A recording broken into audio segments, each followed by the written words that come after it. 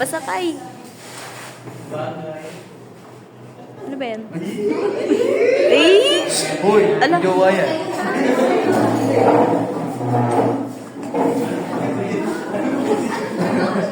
Bro, kung paka-akin. Walang kapakain. Kailangan ka na. In the context of being prudent trees, if you want to do it, you have to invest. Like sa paggamit sa, pag gusto mong gumamit ng bike, kailangan mo mag-invest. Wow, bike pala yun. Like, pag-alaman mo kung ano siya gagamitin, and gumawa ka ng solusyon para hindi ka matumba. Though, madaming beses ka kailangan matumba or masaktan, you need to think kung ano dapat mong gawin. Like, lagyan ng balancer and magpatulong sa nangangailangan.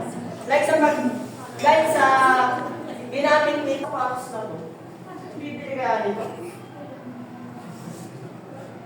Nasubukan niyo mag-business? Ulit.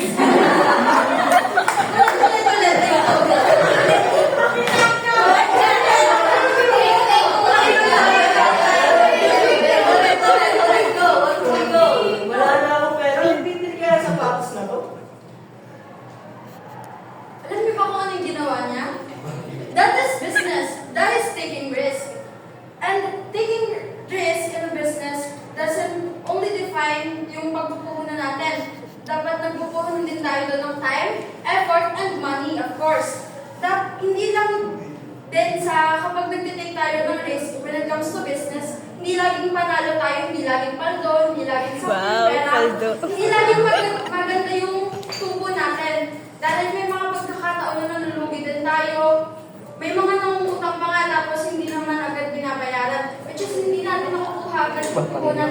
Hindi lumalago yung ating benta. So, kapag may mga benta tayo ganito tapos hindi siya nag-boom with we can try other technologies to be sold for our customers. Now, yun yung mas malaking kita.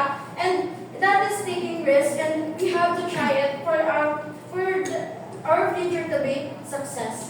And that's all. Clap for... Thank you.